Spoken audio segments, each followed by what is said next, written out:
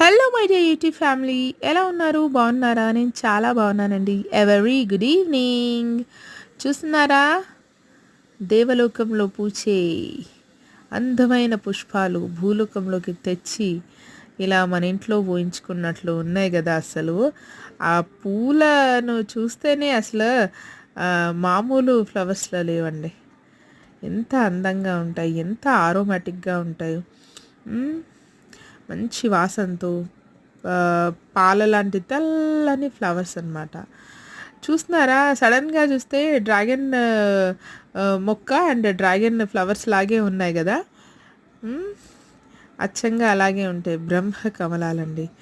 ఎన్ని ఫ్లవర్స్ పూసాయి చూడండి, ఒకేసారి ఎన్ని ఫ్లవర్స్ పూసాయి.